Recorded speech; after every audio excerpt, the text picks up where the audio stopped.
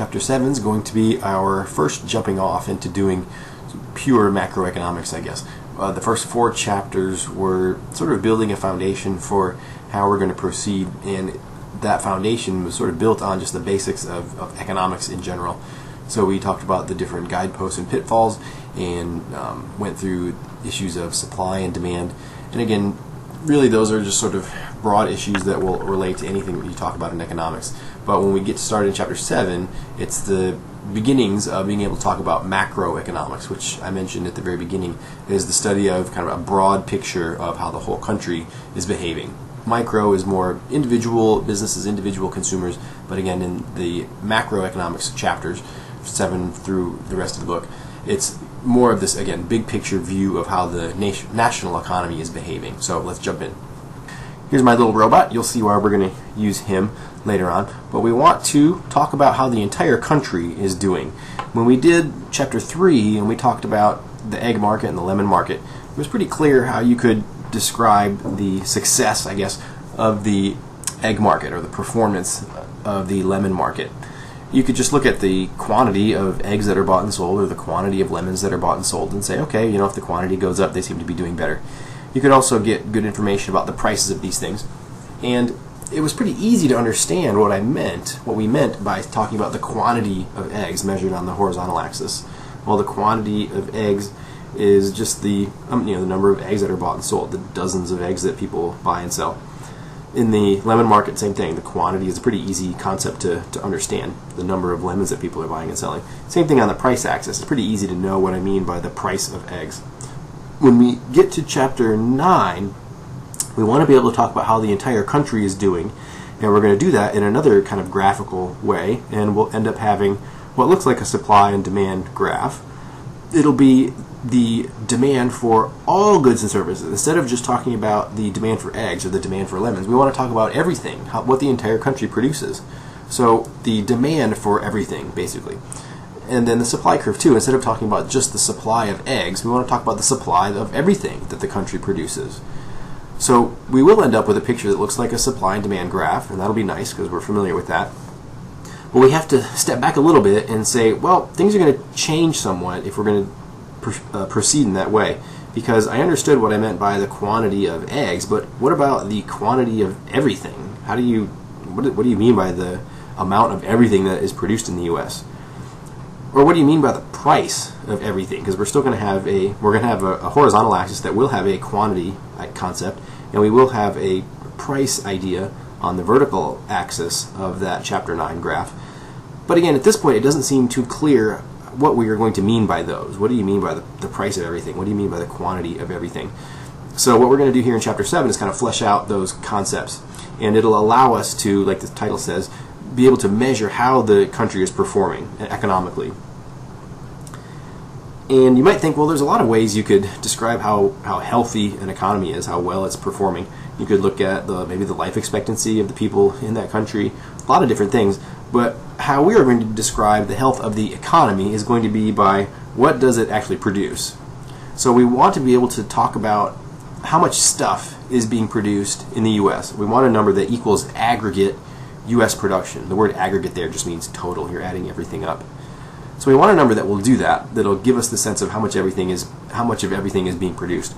One way you can do that is to say, well, let me just count the number of cars that were produced and the number of computers that were produced, and let me count the amount of tax services that accountants are providing. Let me count the amount of babysitting that's being done or meals that are being prepared. You could sit there and list everything, list the amounts of things that are produced in a country, and you could do that, and that would probably be the most accurate way of describing aggregate U.S. production. There were this many cars and this many meals prepared, but that would take forever. If someone asked you how much stuff did the U.S. produce this year, that would take you forever to list everything. So we want to be able to do a little bit of a shortcut. We want to still kind of encapsulate all that information, but to do it in a way that's a lot easier to present to people. So the way we're going to do that is by this concept called GDP, Gross Domestic Product. And it has a sentence that it's pretty packed with meaning. The market value of all final goods and services produced in a country in a certain time period. That'll be our concept of GDP, and that will be our concept of quantity on the horizontal axis. So when we have this quantity, this horizontal axis in our Chapter 9 graph, how we measure that is, instead of being the number of eggs or the number of lemons, it's going to be GDP.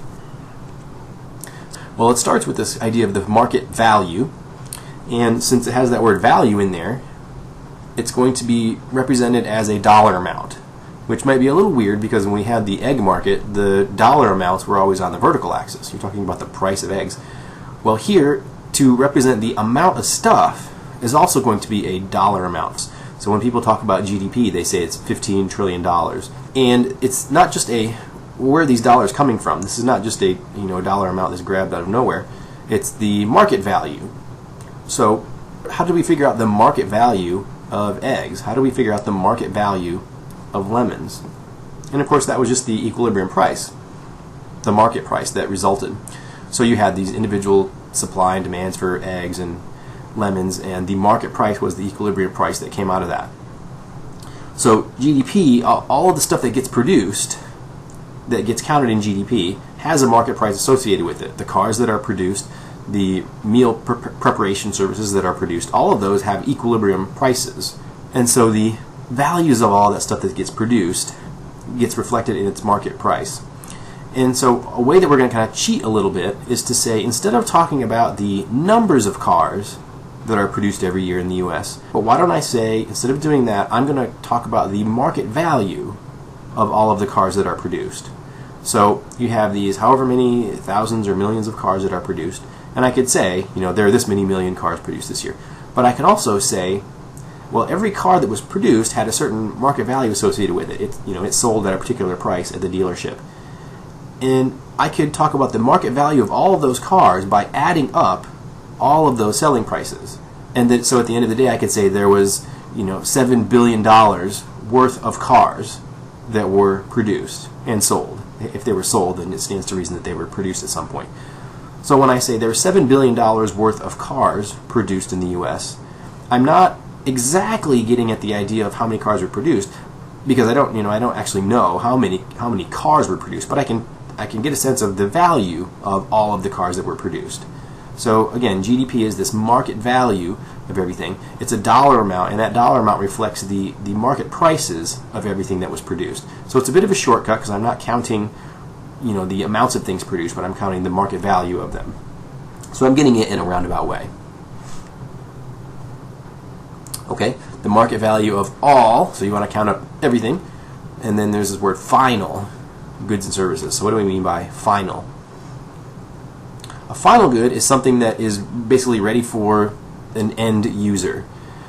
So if someone buys a car, there are lots of stages in the middle of making a car, and it might be a situation where there's a steel company that kind of, sells just sheets of steel, and that steel gets transformed into the chassis of the car.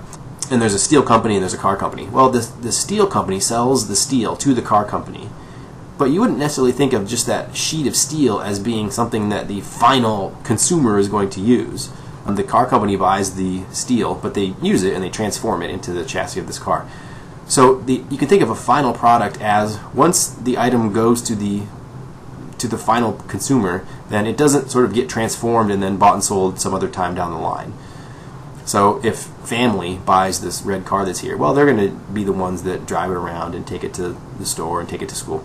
The car dealership may buy the car from the production facility, but the people at the car dealership don't take that car and drive it around to school and to work and things like that. So even though the car dealership is buying it, they're not the final consumer. They're not the final purchaser. It's the family that is that.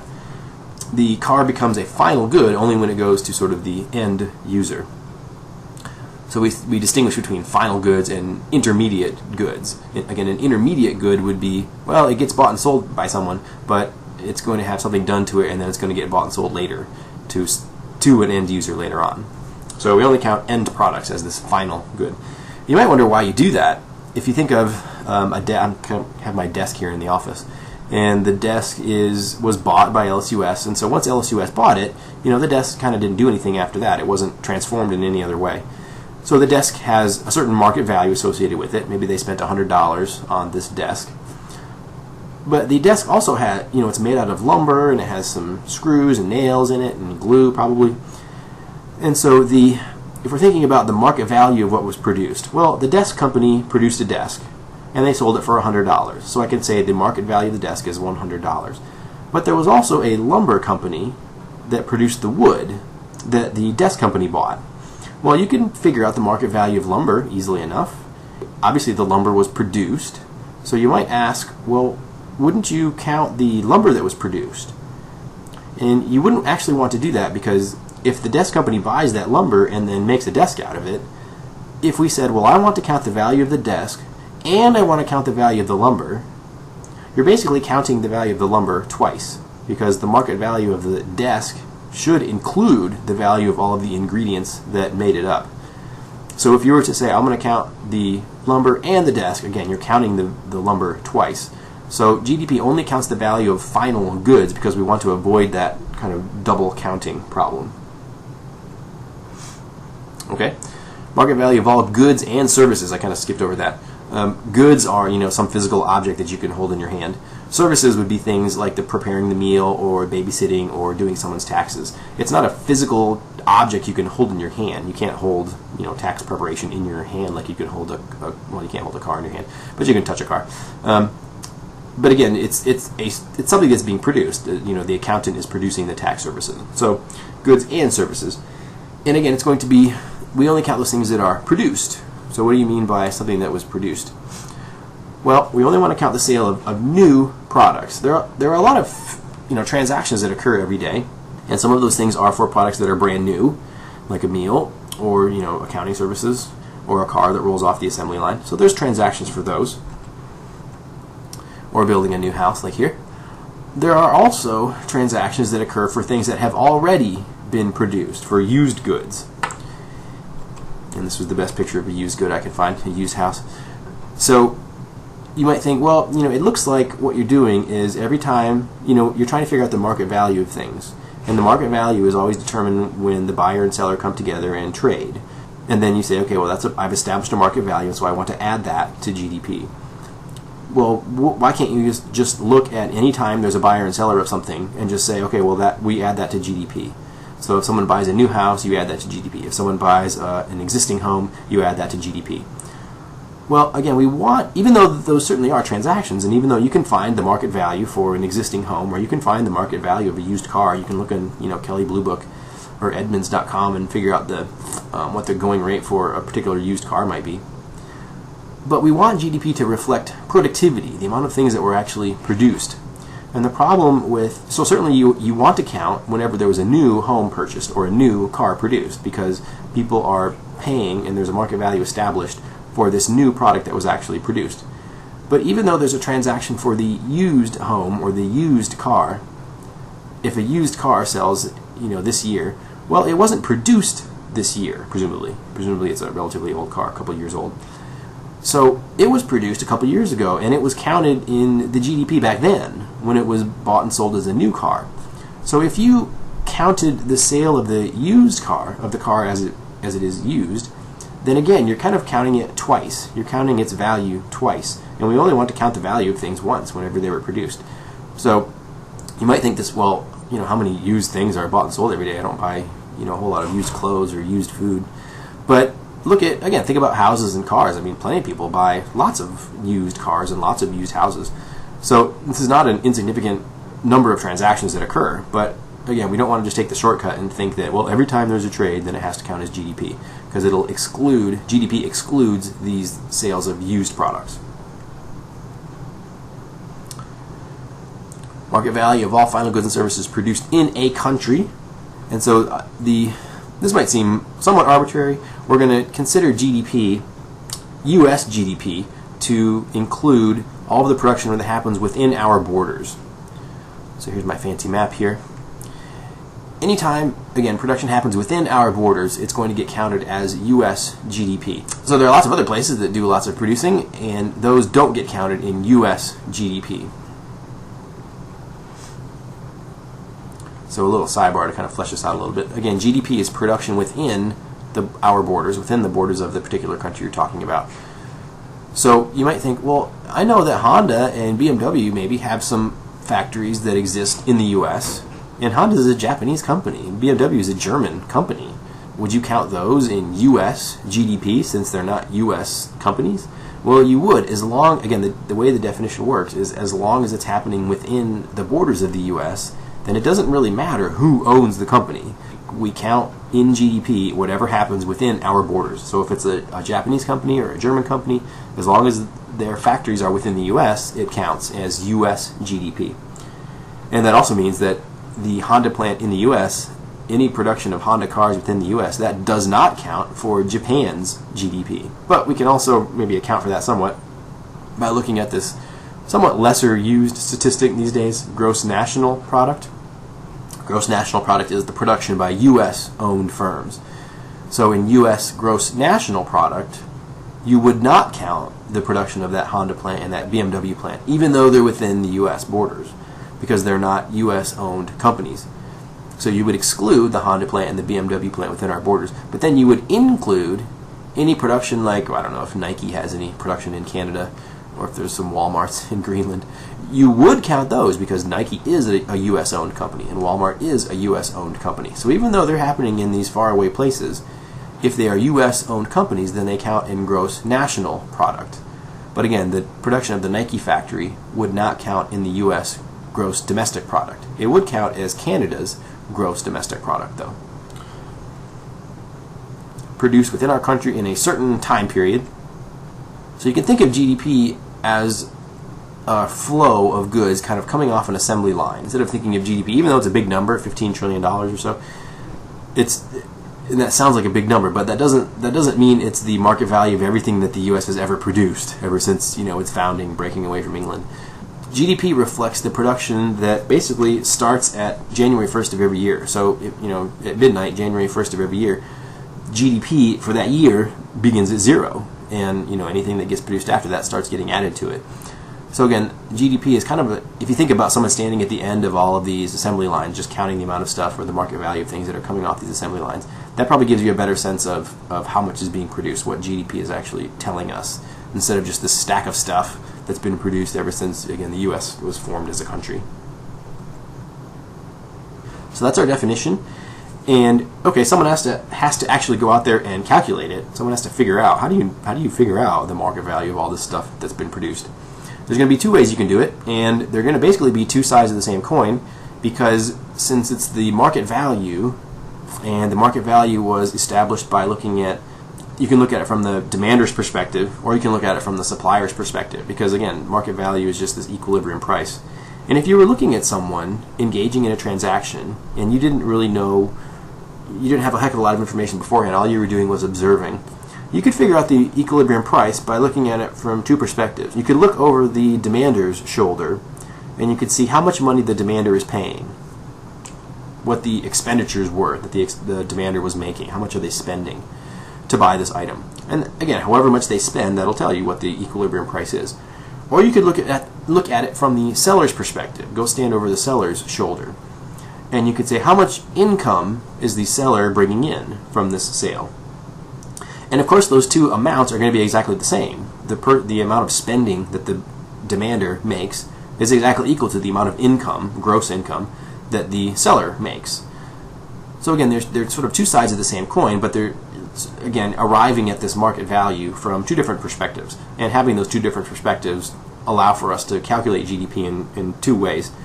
Unfortunately, the income approach is more confusing. It kind of makes you do that. And so you can check it out in the book if you'd like. We're going to focus more on the expenditure approach because it's a little more straightforward, a little more intuitive, makes more sense. We're kind of more familiar with those concepts. And since the expenditure approach and the income approach will both equal GDP at the end, they both give you the exact same value of GDP no matter how you calculate it, then I say we just stick with doing the easier method. So, expenditure approach.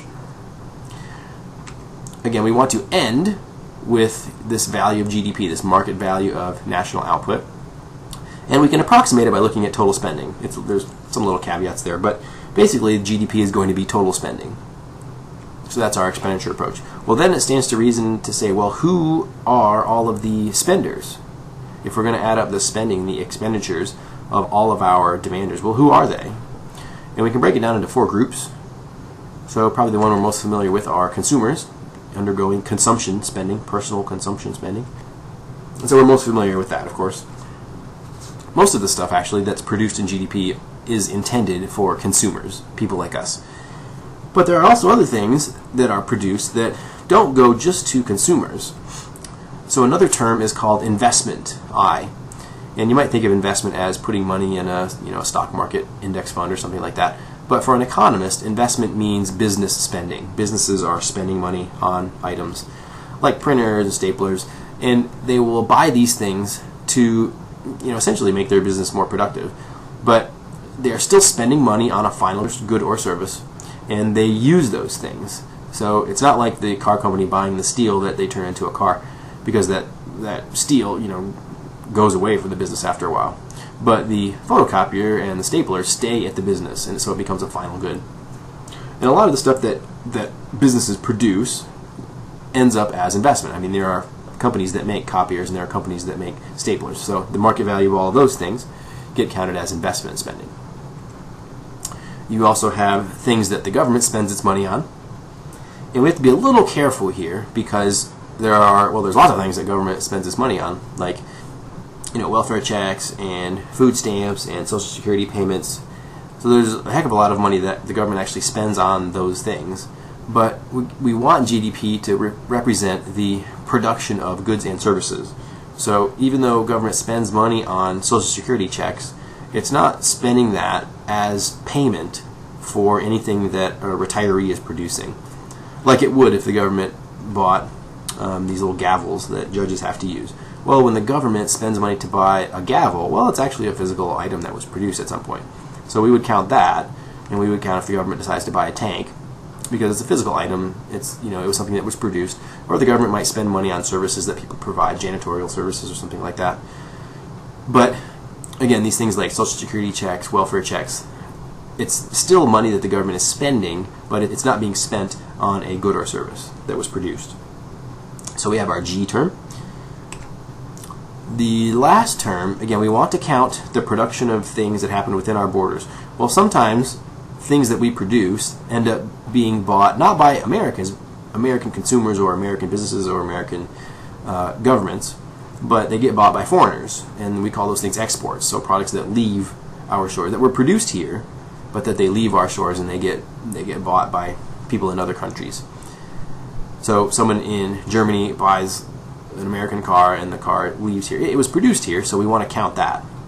But then you have to look at the other side and say, well, doesn't that also mean that if Americans buy what we would call imports, a product that was produced in some other country, then, well, you shouldn't count that, because that product was produced within the borders of some other country. Even though, if you're adding up consumption spending, even though you're adding up all the spending by consumers, yeah, American consumers may buy American cars, but they also might buy the wine that was produced in France. So if you just kind of did a shortcut and say, well, I'm just going to add up all the spending by American consumers, you would probably be adding up everything they spent their money on, which includes the American car and the French wine. But then you say, well, I need to correct for that, though, because I don't want to include those imported goods. I don't want to include the value of those goods that were produced someplace else. So we kind of correct for that in this net exports term. We say, well, I certainly want to include the exports because those are products produced here, even though they're purchased by someone else. But I need to subtract the imports because those are products that were produced someplace else, even though an American consumer or an American business or an American government bought those things. So we have this net exports term. Maybe it'll help if whenever you hear the net of something, it usually means something's being subtracted. So your net income is usually your gross income minus your taxes. Net exports is exports minus imports. You may sometimes hear people talk about the U.S. is running a trade deficit. When they talk about a trade deficit or a trade surplus, they're referring to the net exports term. A trade deficit would be if our imports are greater than our exports. So a trade deficit is when the net exports term is negative, which it frequently is.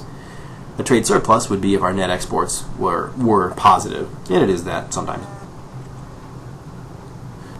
To sort of wrap up this discussion, we figured out who our spenders are. So our GDP calculation will just be GDP equals the C term, consumption, plus I, investment, plus G, government spending, plus net exports. C plus I plus G plus net exports. And it gave you a sense of how they, in 2012 at least, the sizes of those things. So again, you can see that 2/3 or more of what is produced by businesses is intended for consumers. And you get kind of an even split between the investment and the government spending amounts, and then the actual net exports tends to be negative most of the time. So I got a negative piece of that pie there, if that makes any sense to you. Again, we wanted to come up with this measure of production, GDP, and we wanted it to give us a sense of how healthy the economy is. And let's look at some values of it in the past. Well, in the year 2000, GDP was 9.9 trillion. In the year 2010, GDP was 14.5 trillion. And you go, man, that was a 46% increase. Just 10 years, we increased our GDP by 46%. And that looks pretty huge. It looks like we had a big jump in the amount of stuff we produced. But it can be a little misleading, as you see below, because of the effect of inflation. Because you might ask yourself, well, why is 2010's GDP so much bigger than the year 2000's? And usually we're led to believe because, well, GDP is supposed to represent production. So my first thought is probably that, well, 2010's is so much bigger because we produce more stuff. That just seems pretty straightforward. GDP represents the amount of stuff, and if 2010's is bigger, that means we produce more stuff.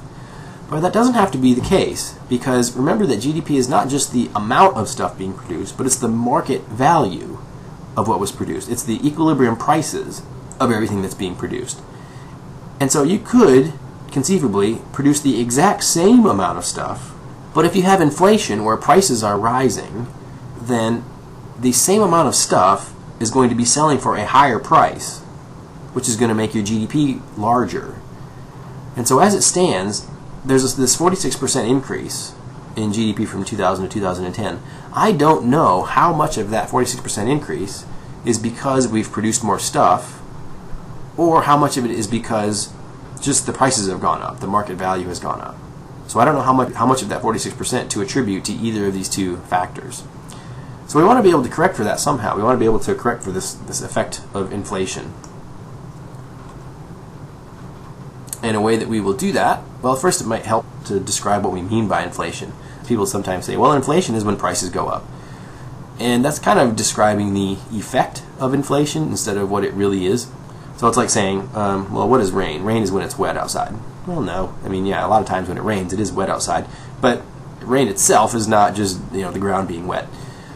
So inflation is when the value of a dollar goes down. The result of the dollar being less valuable is that it tends to make prices go up. And this becomes a problem again because the GDPs from before 2000, 2010, those are for different years. And obviously the prices of things were different between 2000 and 2010. I mean, we had different prices. Things were generally more expensive in 2010 than they were in the year 2000. But all I see is that the year 2000 GDP is going to be reflecting year 2000 prices.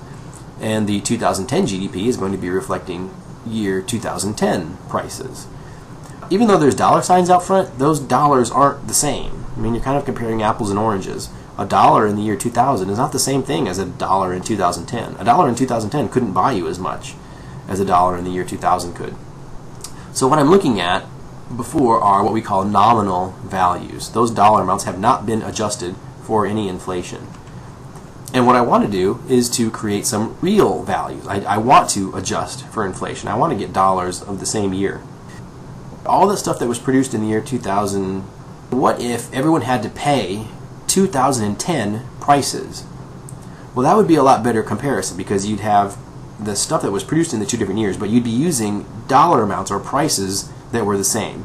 So you'd be kind of doing a better ceteris paribus kind of thing, where you would be letting the amount of things change, but you'd be holding everything else constant. You'd be holding prices constant. You'd be holding the price level constant. And that would help you to make a better comparison between, did we actually produce more stuff in 2000 versus 2010.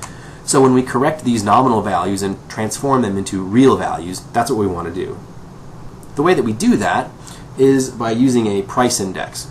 If I can get a sense of how much prices have changed, if I can get a sense of how much inflation there's been, then I can say, okay, well, if there was 20% inflation over that 10 years, then I can say, okay, well, I bet of that 46% increase in GDP, 20% of that was because of inflation, and so the rest, the 26% left over, must be because we've produced more stuff. So even though the nominal GDP difference is 46%, the real GDP difference was probably 26%. We produced 26% more stuff in 2010 than we did in the year 2000. And to figure out how much inflation there is, we use a price index. you can describe price index as a basket of goods, and I think of it as you have a grocery list, and you take your grocery list to the store and you buy all the stuff and you put it in your basket like that, and you see how much it was, you see how expensive it was to buy everything on your grocery list, and you say, okay, I'm going to buy all that stuff in the year 2000, and then you wait and you hold on to your list, hold on to your grocery list, and then you buy all the same stuff on your grocery list in the same amounts 1 year later. So everything that you have not added to your list, you have not subtracted anything, you're buying the same amount, you're buying the same sizes of things. You buy everything again 1 year later. Would you expect the total bill to be the same 1 year later? Probably not. You would, most likely you'd expect that you'd have to pay more for those items than you did the year prior. And in that case, you go, well, why is it different? Why is the dollar amount different now? When we looked at the two GDPs for the 2 years, yeah, they were different too, but there were these two reasons why they might have differed. It might have been because we produced more stuff, or it might have been that the prices have gone up. Well, in my grocery list example, you're keeping the amount of stuff exactly the same. If the total bill is different now, because you're keeping the purchases exactly the same, the only reason the total bill has to be different is because the prices have changed, because of the amount of inflation. So the price index, because again, it's keeping ceteris paribus, you're holding everything else constant except those prices. So if there is a difference in the prices, you can say, well, that tells me how much inflation there's been. And the way we're going to do this conversion, we want to be able to change these dollar amounts from 1 year to the next. And if you have this price index, like we'll talk about in a second, you have this price index, P. And what I want to be able to do is to say, well, I have a nominal value from year A, and I want to convert that into a real value in year B. So you might say, well, I have this year 2000 GDP using year 2000 dollars, and what I want to do is to be able to get a real value that uses 2010 prices. I want to be able to talk about how much stuff was produced in the year 2000, but I want to use 2010 prices to do that. So the formula is the real value equals your nominal value times this ratio of the price index. The price index in the year you are converting to, the year B, is in the numerator, and the price index of the year you are converting from, the old year, is that year A, price index from the year A. So if 2010's price index value was 218.1 and the year 2000's price index was 172.2, and we'll talk about where those numbers come from, then the year 2000 GDP in 2010 dollars is, well, the nominal value that I started with for the year 2000 was 9.9 trillion. Then I multiply that by this ratio, 218.1 divided by the 172.2, and I get this value of 12.54. If you're plugging these things into your calculator and you get this 12.54 that spits out, you want to know what that means. What does that 12.54 mean? Well, it's in trillions of dollars, because that was what we started with. We had this nominal value that was in trillions of dollars. But it's representing the production of the year 2000, the amount of stuff that was produced in the year 2000. So it's the year 2000 GDP, but it's using 2010 dollars. It's the real value of GDP in 2000 using year 2010 dollars. And if I compare that to the, I don't even remember what it was before, the 2010 GDP in that other slide, I can see that, what I saw before was there was this big 46% difference in the nominals. But really, when you do this correction, when you do this conversion, the increase in GDP was only 15.6%. So it's still an improvement. I mean, we have produced 15.6% more stuff. But I can see that, somewhere around 30% of that difference was just inflation. So it certainly gives you a much better idea of the amount of inflation that's occurred over these two times. Okay, so we said you have to use a price index to convert nominal values into real values. One price index that you've probably heard of is the consumer price index. There are other price indexes too. We're going to talk about the GDP deflator. Price indexes all work the same way. Someone has a grocery list and they buy items at different times and they figure out what the difference is in the total price. So they're all calculated the same. What's different though is just basically what's on the grocery list. And so the consumer price index has a grocery list of about 80,000 goods and services that consumers typically buy. So food, clothing, shelter, medical services, lots of things like that. Apartment rent. that kind of stuff. So it's things that typical consumers buy. People sometimes complain about the CPI, and they'll say that it overstates inflation sometimes. You'll hear a report that there was 3% inflation this past year based on the consumer price index. And some people kind of question that somewhat because they say it's overstated because it has this grocery list that it's tracking. And you have the government figures this out. The government figures out, it does the purchasing, or it looks at least it looks at the prices of these 80,000 items, and it comes up with this price index value from that.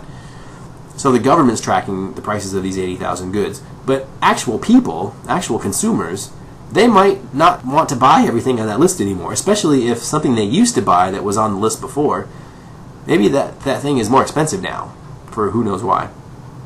So if things become more expensive, then even though it's on the grocery list that the government is calculating, actual people are probably not going to buy that item as much. Or if something else becomes cheaper, it might not be on the grocery list for the government, or it might be a brand new product that was invented, and it wasn't on the old grocery list that the government had.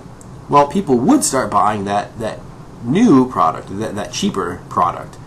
And so you have this grocery list or this market basket that might not be so typical anymore, because typical consumers don't buy things that are really expensive, and they tend to buy more of things that are cheaper and that are new, and the grocery list might not include those things.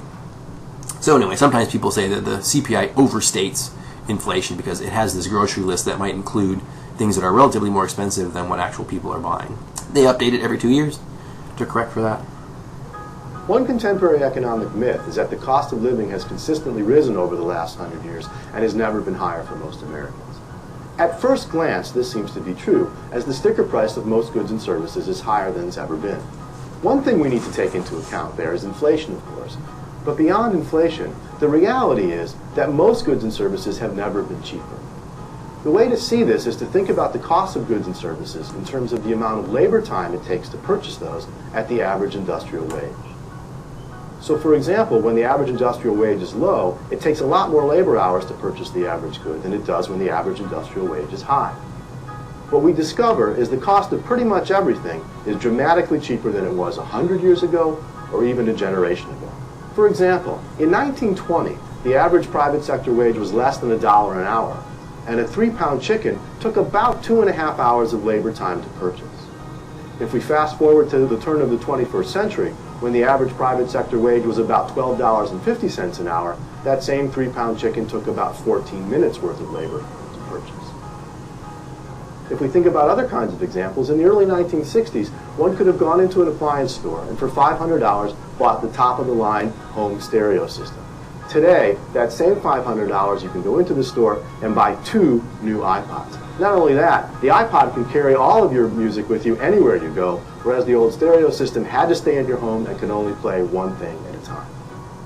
More important, if you think about the $500 that someone would have spent to buy that system in the early 1960s, and then convert that over to labor hours, and think about what the same number of labor hours could buy today, what we find out is that can buy a whole variety of electronics products, from LCD TVs to Blu-ray players to home speaker systems to an iPod to a laptop to a digital camera, all of them, and all of them being of much higher quality than before. Some goods are actually more expensive than they used to be, even if we calculate in terms of labor hours. One example of this are cars. Cars actually cost slightly more in terms of labor hours today than they did decades or even almost 100 years ago. But one of the important things to realize here is that what we're buying with our money is not quite the same. Cars early on, of course, were basically 4 wheels, a seat, and an engine. Today, they're safer and they last longer. Today, if you don't get 100,000 miles out of your car, you feel like you've been ripped off. To get 100,000 miles out of a car in 1920 or 1950 was nearly a miracle. So even though cars cost a little bit more in terms of labor hours, what we're getting for them is a lot more. The dramatic fall in the cost of living over the course of the 20th century illustrates perfectly the power of market competition. As firms compete for consumer dollars, they have the incentive to come out with new and better products that are continually cheaper. Firms have the incentive to innovate, to find more efficient ways to make those products, and to make them available to more Americans. The result of all of this is that poor Americans today have more standard household appliances in their homes, such as microwaves, refrigerators, freezers, air conditioners, even cars, than did the average American family a generation ago. So clearly, over the course of the 20th century, the cost of living has fallen as most goods and services are cheaper in terms of the labor time it takes to purchase them, and as a result, All Americans, poor, middle class, as well as upper class, are living better than ever before. So I'm looking here at some prices of the Ford Model T, just to give you an example of how we do this correction for inflation. Incidentally, hope you liked that last video about the cost of living. Here's some Model T prices, and let's just go to the bottom. We'll look at our most expensive Model T, I guess is the Tudor sedan, and it's looking like that thing is, I guess you can't see it on screen. We'll do 1923-ish, $725. So if I wanted to calculate what the price would be today for this 1923 vehicle, I've got the $725 nominal value. What I need, though, are the price indexes for 1923, and I need the price index for today, sometime today. So let me go and check out from the Bureau of Labor Statistics, which calculates the Consumer Price Index. I can see these annual values for it, and let me go and get the most recent one. Looks like, say, 229.6. So what I wanted to do was to look at the price index of the year I'm converting to and divide that by the price index of the year I'm converting from. So I want to convert to year 2012 dollars. So I'm going to say 229.6, and I want to divide that by this 1923 price index. So we have to back up a little bit, go to 1923, and that was 17.1. So I come back here to my calculator and do divided by the 17.1. So that's the ratio of my price indexes there, 13.4. I will multiply that by what the 1923 price of this car was, $725. And I get this big nasty number. Again, what does this mean? 9,734. What does that mean? Well, that would be if you were to use 2012 prices back in 1923, you would have had to spend $9,734 on a Ford Model T back then.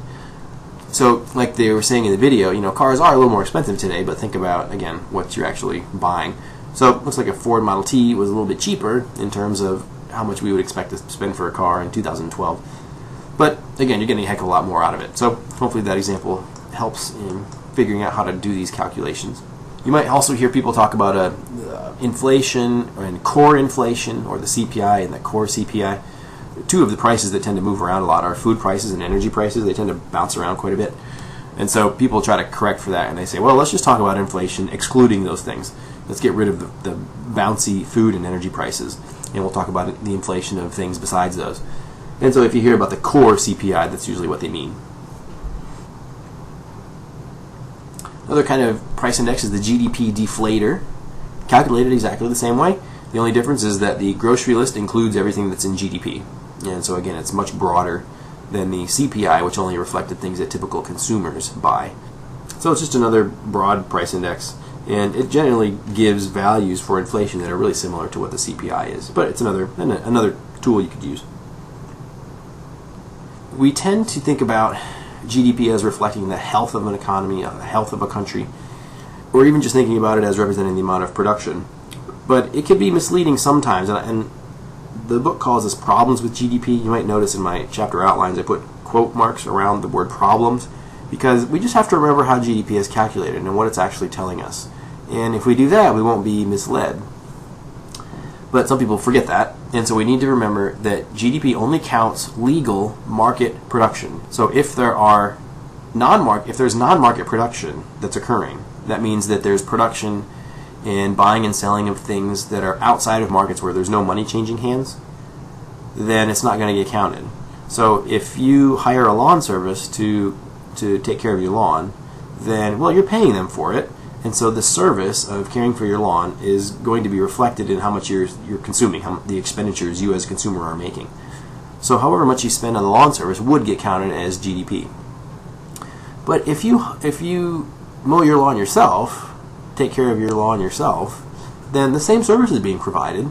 So GDP should be the same because you're producing the same service. I mean, well, you're doing it versus the lawn service doing it, but it's being done. Unfortunately, if you do it yourself, though, there's no money changing hands. There's no expenditure being made by you. There's no income being earned by you or anyone else. And so if production occurs outside of markets where there's no dollars changing hands, then GDP is not going to be able to count that. And so if there's a lot of this non-market production that's happening, the official GDP is going to seem too low. It's going to be lower than the actual amount of production that's happening. Also, if there's production for illegal products, if there's buying and selling of illegal products, no one wants to report that to the government, and the government calculates these GDP statistics. So if there are illegal products going on, then there's not going to your officially stated GDP is again going to be too low. So we need to remember that GDP only counts legal market production. But then it also, we might interpret it like this sometimes, but GDP doesn't tell us anything really about how nice it is to live someplace. It's probably generally true that when the GDP goes up, that it's probably a nicer place to live, but everything else equal. But a lot of times not everything else is not equal. So GDP doesn't really count for population at all. You might think about, well, GDP kind of reflects income somewhat, because GDP can be calculated using the income approach. So it's total income, in a certain sense, income in that whole country. Well, think about two countries that have the same GDP, so basically the same level of total income. But in one country, the population is half the size. So you have one country that's really big, population-wise, you have another country that has few people in it. Same GDP, though. Well, you can imagine that the country with the smaller population, the people there must be a lot more productive, or if nothing else, they're earning a lot more income than the people in the more heavily populated country. And it doesn't really have anything to do with population being bad, or a growing population being. Here people talk about overpopulation. It doesn't really have anything to do with that at all. Having a large population isn't bad per se. It's just that, again, if you're looking at two countries that have the same population or have the same GDP, but one country is larger, then that kind of tells you that the people in the larger country individually are not as productive, because it's taking more people to generate the same amount of production as is occurring in this less populated country. And a way we sometimes correct for that is to say, well, let me think about the entire country's GDP that everyone's producing, and let me divide that by the number of people, because that'll give you a sense of kind of the average income, or the per person income of that country. And so we use this term, the per capita GDP, where you're just taking the entire GDP and dividing it by the entire population. So $15 trillion of GDP in the U.S. and 300 million, give or take, population. You end up getting per capita GDP that's probably in the $40,000, $50,000 range. And that sounds about right. I mean, average incomes in the U.S., probably somewhere in the $40,000, $50,000 range. But again, just looking at GDP by itself doesn't give me a sense of the average income at all. Another issue are externalities. Externalities are costs or benefits that people have to put up with, that is, again, outside of market exchanges. So if there's a car company, then it produces cars and it benefits from that because it sells them. And there's a car consumer, and the car consumer benefits from that because they get a car. And the money that changes hands all stays kind of between the consumer and the car company. But the production by the car company might produce some pollution that people in the neighborhood around the factory have to put up with. The people in those neighborhoods, they don't get compensated for the pollution that happens, but they certainly bear a burden of this production that's happening. And so it's worse to live in a place that has a lot of pollution. Well, GDP doesn't count for any of that. GDP doesn't kind of go down if there's a lot of pollution. There are positive externalities too, and GDP doesn't increase to reflect those benefits that happen from market exchanges either. So again, you can think of two countries, same GDP, maybe even same population size, so same per capita GDP. But if one country has a lot more pollution than the other, you certainly wouldn't want to live in the country that's more polluted, even though their per capita GDP might be the same. Again, GDP doesn't tell us how nice it is to live someplace. Quality changes in the products that are produced are a big issue. I remember when our family bought its first PC, I think my dad told me it was $5,000, and this was probably back in maybe the early and mid-1980s. $5,000 for this thing. That added a lot to GDP. The production of a computer back then added a lot to GDP. And you look at a computer today, and man, you can get computers today, desktop computers, for $300, $400 for next to nothing. So one, the amount you would spend on one computer today is a tiny fraction of what you would have to spend on a computer back 20, 30 years ago. But again, think about what these computers do, kind of like the car example from the video. I mean, computers today can do so much more than computers back then could. But GDP doesn't do a very good job of controlling for that, or reporting that. Even though GDP might actually go down, because I know there's a lot more computers produced today than there were back then. But just the value of an individual computer is a lot less today. So you might think, well, man, there's not as much, the computers aren't as good now because their market value has gone down. Well, certainly not. GDP doesn't do a good job of capturing that. It also doesn't capture the benefits, how nice it is when you can enjoy leisure. So GDP, again, only reflects the amount of productivity that's happening. But certainly, one thing that is important in how nice it is to live someplace is how much leisure you get to enjoy. So if you had two countries, same GDP, same per capita GDP, same amount of pollution and all that, but if in one country they work 8 hours a day usually, and in the other country they work 12 hours a day, well, the 12-hour-a-day place is probably going to be worse to live because, again, they're less productive and they just have to spend more time at work. So, but again, GDP doesn't really capture any of that effect either. So now we know what's going to be measured on our horizontal axis. That'll be real GDP, or sort of quantity of how much the entire country is producing. And we actually know how we're going to measure, what we're going to measure on the vertical axis. That'll be the price. You noticed I changed my clothes. I had my night class tonight, so the other recording was from this morning. So we are close to being able to draw our supply-demand picture of the national economy, but that'll wait until Chapter 9. What we're going to do in Chapter 8 is to take a historical look at what's been happening to GDP. Now that we know how it's defined, what's been happening to GDP over the last century, let's say. And now that we also know the definition of the price level, how we're going to define inflation and deflation, let's look at what's been happening to the price level over the last century. When have we had periods of inflation? When have we had periods of deflation? And we're also going to add in, when we talk about GDP increasing or decreasing, we can talk about recessions and going through boom periods or expansions. And tied in with that is the issue of unemployment, because usually if you're going to talk about recessions, then the idea of unemployment is going to creep in too. So Chapter 8 will deal with business cycles, unemployment, and inflation. And now we have the tools to be able to talk about those things historically.